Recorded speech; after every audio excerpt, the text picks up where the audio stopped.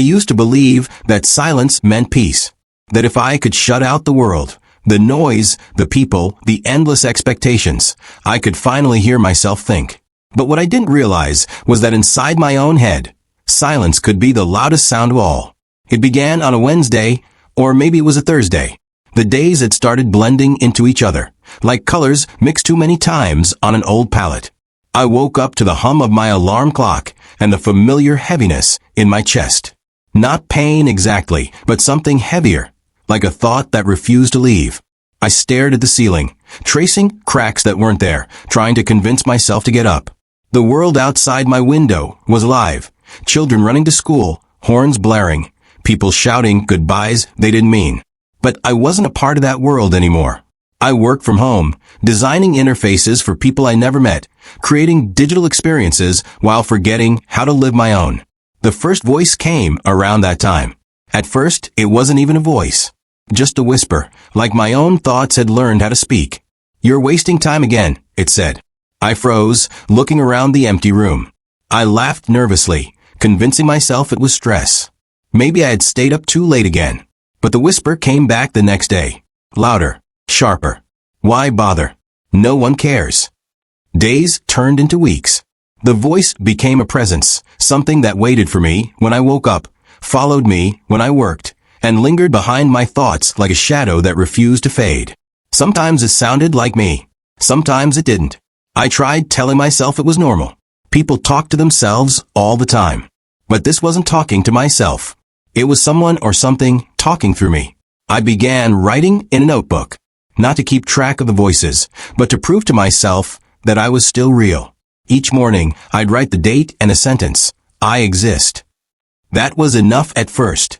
But as the days went on, the pages filled with words I didn't remember writing. Sentences that weren't mine. He's lying. Don't trust her. Look behind you. I stopped writing after that. The isolation made it worse. The voice, I started calling it Echo, became more persuasive, almost comforting. When I doubted myself, Echo reminded me why I shouldn't bother trying. When I felt lonely, it said, "I'm here." And, in a way, it was. One evening, during a storm that rattled the windows, Echo asked me a question that changed everything. "What do you think you'd find if you looked deeper?" I didn't know what that meant, but the question burrowed into me like a seed. That night, I dreamed of mirrors, hundreds of them, each reflecting a version of me that wasn't quite right. Some were smiling, some were crying, and one was just staring at me, whispering words I couldn't hear. When I woke up, the notebook was open on my desk. A sentence was scrawled across the page. "You're getting close." After that, sleep became impossible. I started wandering the apartment at night, talking out loud to the empty air just to remind myself that I was still the one speaking. But sometimes when I spoke, I'd hear a whisper right after, repeating my words in perfect sync, like an echo that came too soon. I told my therapist about the voice. She listened carefully, taking notes. Then she said the words I was afraid of, auditory hallucinations. She wanted to adjust my medication, increase the dosage. But something about that word, hallucination, made me angry. It felt like she was dismissing Echo, like telling me my reality was just a malfunction. But Echo felt real. Echo knew things I didn't. That week, I started hearing Echo even during therapy sessions. It commented on everything. Her tone, her words, her eyes. "She's lying to you," it hissed. "She doesn't care." I wanted to scream, but I smiled instead, pretending to listen while my mind fought itself. The breaking point came a few days later. I was in the middle of a work call when Echo started laughing. A low, eerie laugh that seemed to come from every corner of the room. My coworkers asked if everything was all right, but I couldn't answer. I ripped off my headset, my breath coming in short bursts. Echo's laughter echoed through my skull, drowning out everything else. That night, I decided to confront it. I turned off all the lights, sat in front of the mirror, and stared into my own eyes. The room was silent except for my heartbeat. "Who are you?" I whispered. For a long moment, nothing happened. Then, faintly, I heard it, not behind me, but inside me. "I'm you," Echo said. The reflection smiled. I didn't. I stumbled back, knocking over the chair. My pulse raced. "No," I whispered. "You're not." The reflection tilted its head. "Aren't I?" You created me. You needed someone to talk to. You wanted someone to understand. I shook my head, but I couldn't deny it. Somewhere deep inside, I knew it was true. Echo was an invader.